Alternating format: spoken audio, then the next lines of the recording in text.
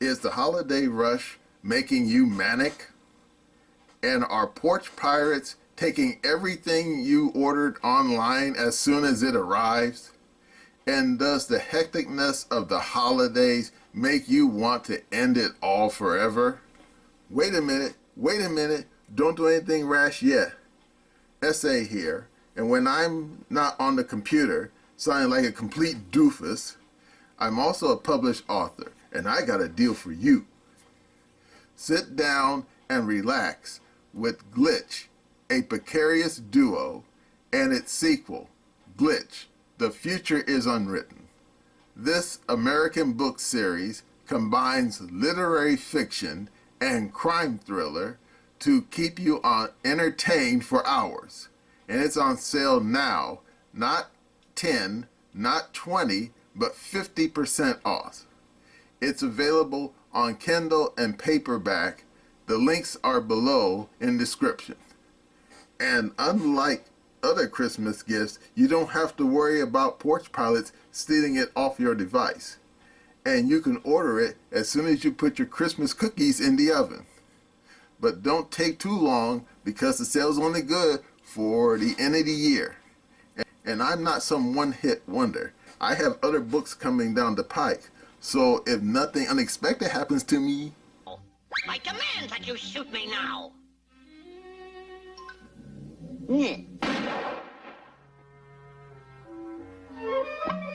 you'll see those other books soon enough. Now let's get back to the video.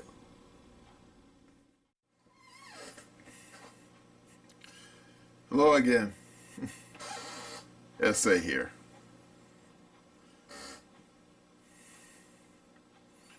What is the true definition of juvenile? You might presume it means someone who's youthful, which is a pretty colloquial. Indeed, the very term itself's only been floating around since the 17th century. But what does it truly mean? Is it just merely means youthful as an inexperience, youthful as an age? Or does it mean something more intrinsic, such as someone who isn't ready for prime time? In other words, adulthood. That's a fair explanation. But recently, there's a video floating around right now. You can look it up on the computer, where you have these school teachers complaining about their students. Now, of course, anyone who's ever gone to grade school knows that you always have a joker in the deck. And you say, what the hell does that mean? Well, I remember when my mom first told me that phrase. I didn't understand it either. But she said that it basically means that no matter whether it be a deck of cards or a people on a street corner, that in any group, there's only going to be one person who stands out. You know, the fool, the goofball, the joker, some clown who basically is not going to, let's just say, be harmonious with the rest of the group. Now, of course, some right now would say, well, that sounds like an iconoclast. True. Or an eccentric. Yeah, that's a good phrase. But when you're dealing with children, that usually means you're dealing with a troublemaker. Now, most of my uncles and aunts, they were school teachers. Yeah. My Aunt Rosie, my Uncle Malvin, well, he wasn't in the church preaching, he was also a school teacher. And yet, when they were school teachers, they didn't cut no slack with the people acting up in class. Nope. Now, of course, you're probably saying right now, well, it was probably different in the 20th century. Absolutely. I mean, anyone who's ever seen Blackboard Jungle knows that they always had juvenile delinquents. Now, of course, back in the middle 20th century, they usually carry around like switchblades and stuff like that. In fact, there's a famous story. You can look it up. It was in a documentary about Trump. It was called The Choice, where they said that when he was a juvenile, he got sent to military school because his father, Fred Trump, caught him with a switchblade. Yeah. You say, what? Yeah, I was surprised too. But they said, yeah. That's why Trump, because you look it up, The Choice, look it up. Documentary came out 2016, PBS. Yeah. They said that, yeah, Trump was a juvenile delinquent, going around with a switchblade with his homies, jacking people for their milk money. And when his father found out what he was doing, he took his knife away from him, and they sent him to military school to straighten him up. And indeed, my Aunt Rosie, she said that, yeah, they would have, she would have at least one joker in the class she was teaching. And then she would usually send them to the damn principal's office. Would they go? Well, now that was a good question. Some of them would. Some basically be low class. Really undisciplined. Totally antisocial. And indeed, when I was in grade school, I witnessed a full 15-round fight between one of the sixth grade teachers and some knuckleheads acting up in her class. No joke. Everyone heard it, and we were all wondering what the hell was going on. We all went in the hallway, and there they were, going like George Foreman and Muhammad Ali, full 15 rounds. The damn fool she was fighting even ripped her damn wig off. But eventually, some of the other teachers, eventually pinned that clown down, and he got sent to the police station after that. Yeah, that clown was expelled. But what's going on now is maybe not as extreme, at least not yet. And Jeremy from the Quartering, yeah, I know. I like that big dude. He feels that what you're seeing here is a simple case of school teachers who are simply ill-equipped to deal with some of these kids. And indeed, in the video that he showed, this one older teacher said that, yeah, she's dealt with knuckleheads in her class in the past, but she felt these was it Generation Alpha they call them, were different. That these kids were loud, rude, obnoxious, totally disrespectful, and totally almost acted as though, why am I here in class? Why am I even listening to you? And when you're dealing with people like that, it's usually something going on in the home. Because anyone who has done enough reading of sociology and stuff knows that there's been many people who wrote whole libraries full of books on this subject about how when it comes to be quite nice about it, single parent homes, the children usually don't grow up well. And indeed, they tend to be antisocial. They tend to disrespect authority.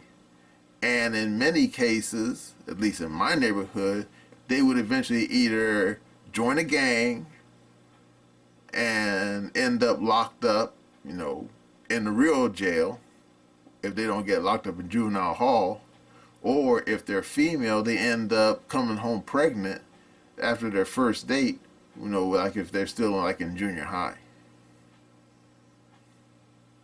And believe me, when I was growing up, I saw that a lot. Indeed, when I was growing up, used to have this old joke about prom baby. And let's just say that the term was self-explanatory. The girl goes to the junior prom and she comes home pregnant. Yep. And then you're probably saying, what happened to the chaperones? Yeah, well, what can you say? A lot of the parents of these girls who came home pregnant, they want to know what happened to the chaperones too.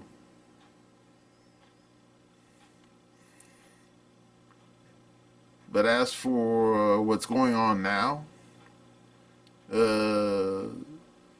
this particular school teacher said that she doesn't believe it had anything to do with the pandemic.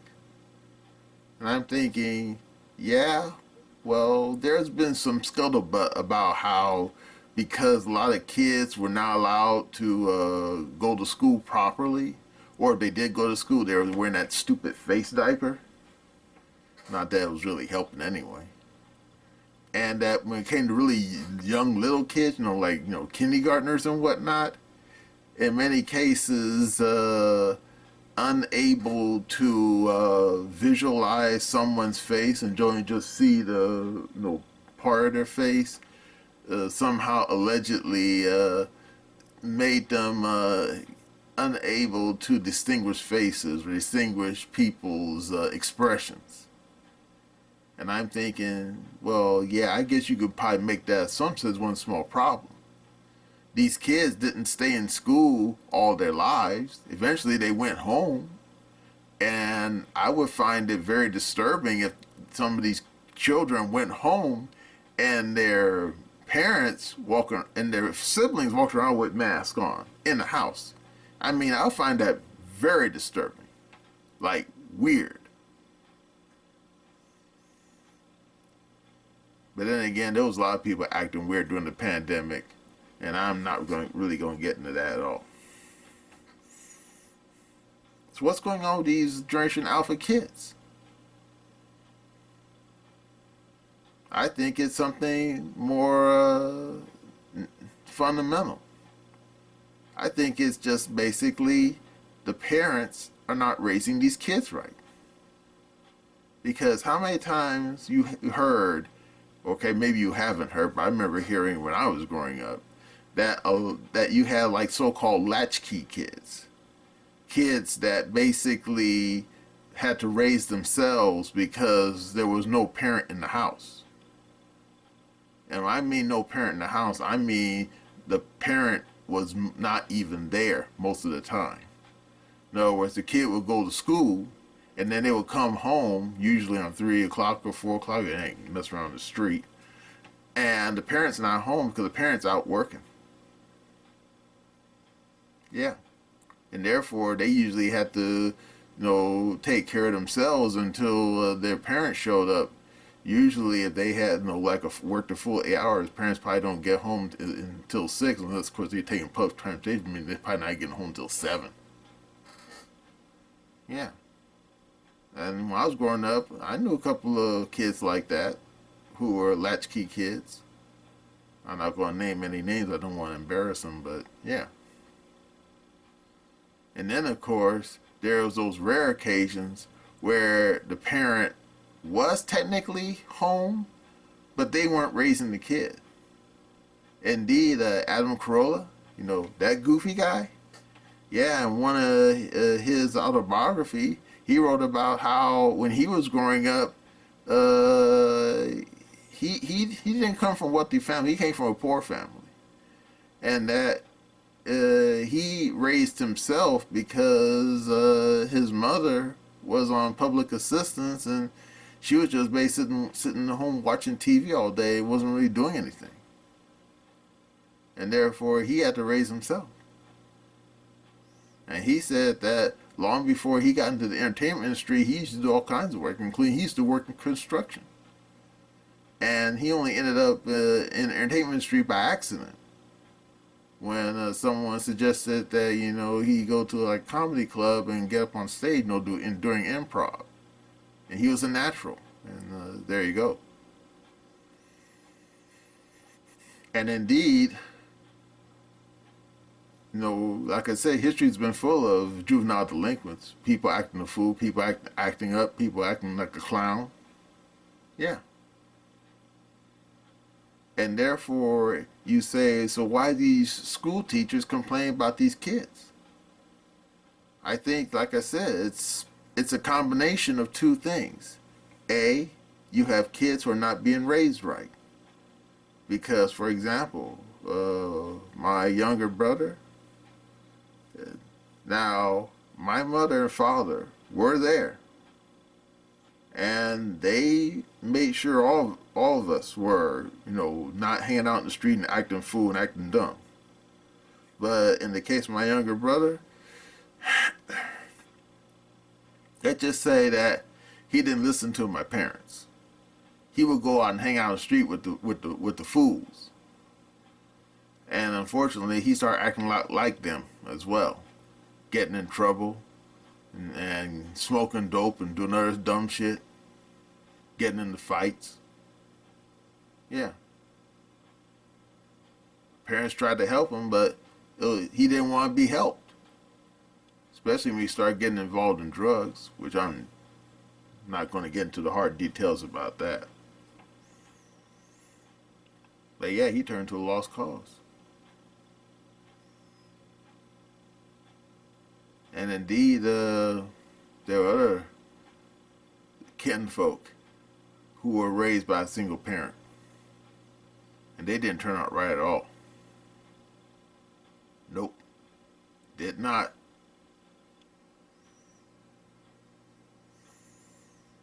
And usually, most of these sociologists and these child psychologists who really know this stuff, they said this usually happens because you need you need basically two people to raise a kid. You need someone who's going to mother the child, and then you need someone who's the disciplinarian. Someone who's going to make sure that if the kid acts up or acts a fool, and believe me, anyone who's been a child or hung out with enough children knows that children will act a fool. That disciplinarian has to be there to set them straight, to say, no, you don't do that. And if you continue doing that, you're going to get punished, for real punished. And usually a disciplinarian, does their job. Usually you can keep the kid, straight and not, end up hanging out with the wrong crowd and, ending up being a graduating class of Folsom Prison, if you know what I mean. And indeed, I think that's part of the problem with some of these school teachers now. I think that they basically have their hands tied, because back when I was, teenager, they were changing the rules, because back when I was little, this teacher, oh yeah, they'll spank you. In fact, I remember my third grade teacher, he had a paddle. It was homemade. Looked like a cricket bat, except it had like perforations in it, like holes. Yeah, guy had it hanging on the wall. Just let people know if you act up, he's gonna put that damn paddle on your butt. But of course, by the time I was in junior high, the LA Unified was changing the rules. In other words, no more corporal punishment for the kids. And I think that was a mistake, because some of these kids, you can, give them a stern talking to and they act up. And if they act really, antisocial, you can probably send them down to the principal's office. But when I was growing up, there were some people that just wasn't going to work. And you probably, have to paddle their butt to get their attention. I mean, some people are just like that. In fact, I remember it was an old Southern joke. where someone said that if you take a 2x4 and bust it over somebody's head, then they're gonna get angry with you. But if you hit them upside the head with a blackjack, and then they know you're just doing your job. Now you probably saying right now, wow, that's like rude and crude. Yeah, it is.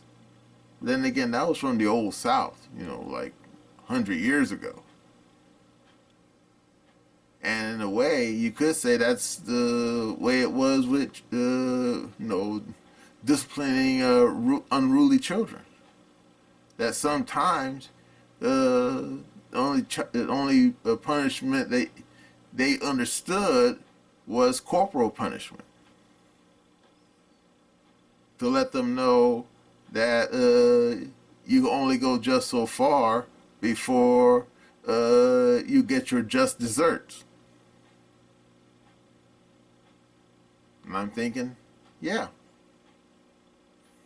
But it seems like in the here and now, in the 2020s, you have people who are so antsy and fearful of disciplining children. And the worst thing about it is some of these unruly kids are aware of that, and they're basically taking advantage of the situation. That's why you have some kids acting unruly in class, acting a fool, acting like a knucklehead, because they figure they can get away with it. Because they figure, yeah, what are you, the school, going to do to me? Who are you, the teacher, going to do to me? You can't do anything to me. I can do whatever I want, and you can't lay a hand on me. And I think, yeah, that's right. And some of these teachers basically don't have any tools in the toolbox that could really, set these kids straight. So what can you do? I don't rightly know, because not every child is the same. All of them are different. They all come from different backgrounds. They all have different personalities. But it's usually some kind of catalyst behind each child to explain why they're behaving. Some of them are doing it as a cry out for attention. Like smoking cigarettes and acting up. Or in some cases making crazy pictures, showing like violent scenes and stuff like that. Then you have other children who do things just to get they're like snarky, like they're a comedian or something, what they call the class clown. Those people tend to be harmless. They're just looking for a laugh. But then again, I remember my mother once told me about, it's the quiet ones you gotta worry about. And that applies not just to children, but also to adults, because she said that it's the quiet ones, you don't know what they're thinking. And of course, anyone who remembers the Columbine incident knows what I'm talking about. Because I don't think those two clowns really had a history of acting up in class and doing stupid things and stuff. In fact, from what I remember reading, those guys they were planning their school massacre for months and never said a word to anyone until the day they showed up at school. And I think one of the survivors said that one of the gunmen, or gun children, I guess you could say, told one of his friends to get out of here because something bad was about to happen. Now, of course, I'm not sitting there saying that everyone juvenile who acts up in class is going to end up being a school shooter. At least I don't think.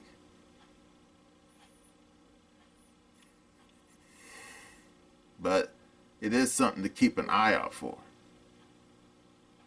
Because I remember what Clarence Page once said. So he was talking about Pat Buchanan. He said you can know someone for 30 years and not really know them. And when it comes to some of these school teachers, I mean, do they really know the children in their class? I mean, yeah, they spend a few hours a day with them, but do they really know these kids? Know their hopes and fears, their dreams, their home environments, their parents? You know, what their parents are like, how their parents are treating them? No. At least not for the most part.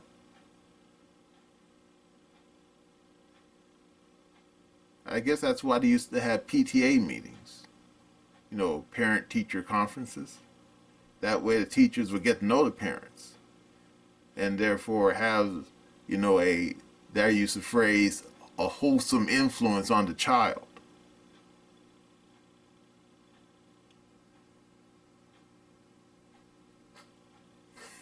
Yeah. Maybe you should have more PTA meetings more often. That might help. Maybe. Because I think that all children are a hope for the future.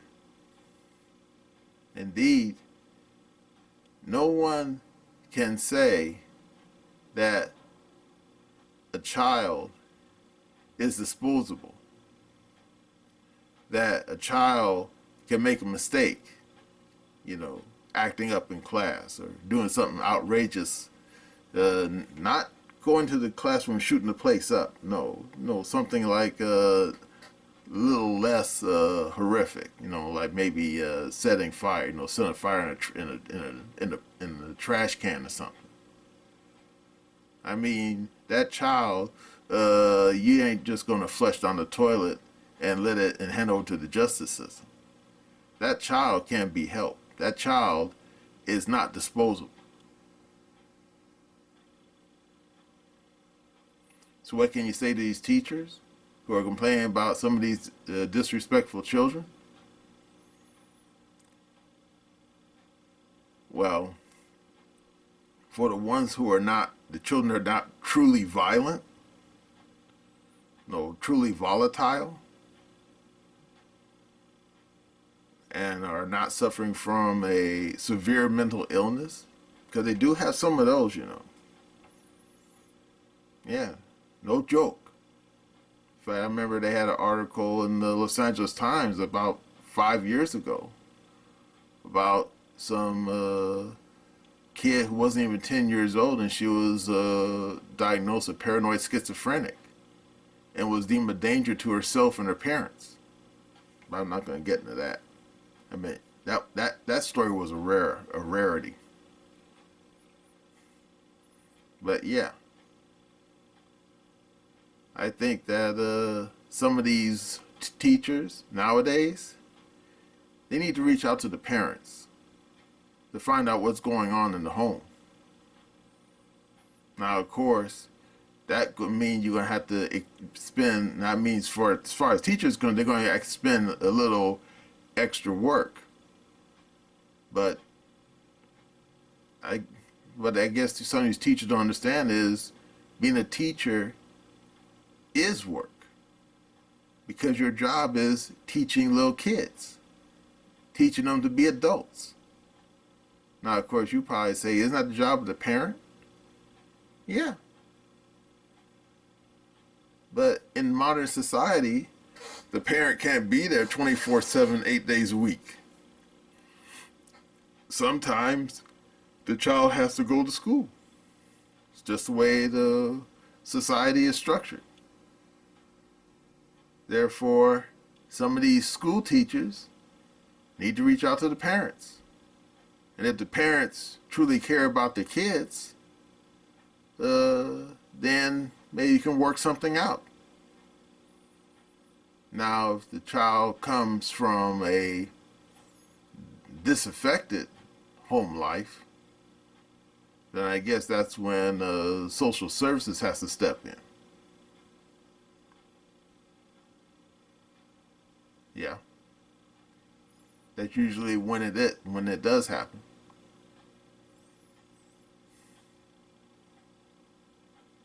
course, social services, in the modern era, they got their own issues, which I'm not going to get into. But yeah, dealing with someone who is 8 years old and acting a fool in class, that kid can be straightened up. He's not hopeless. As opposed to an adult who's 28 years old. Now, at that point, that person's usually set in their ways. And usually someone like that, you will be hard pressed to fix, to solve their problems. I guess that's why they say children are our future. Because if they're not raised right, they're not going to turn out right. Don't believe me? Go and interrogate some of those people out there in San Quentin or Chino and ask them how was their youth and how did they spend their youthful years, behaving like good little boys and girls or behaving like juvenile delinquents. Yeah, that would be an interesting conversation, don't you think?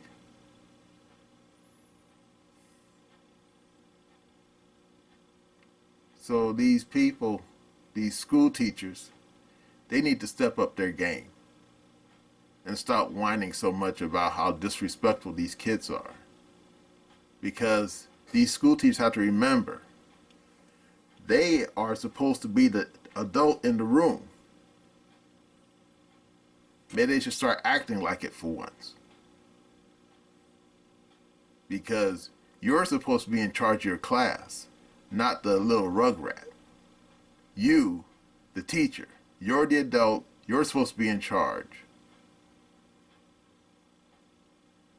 And believe me, if you ask my Aunt Rosie, who has long since retired from school teaching, she would tell you the same thing.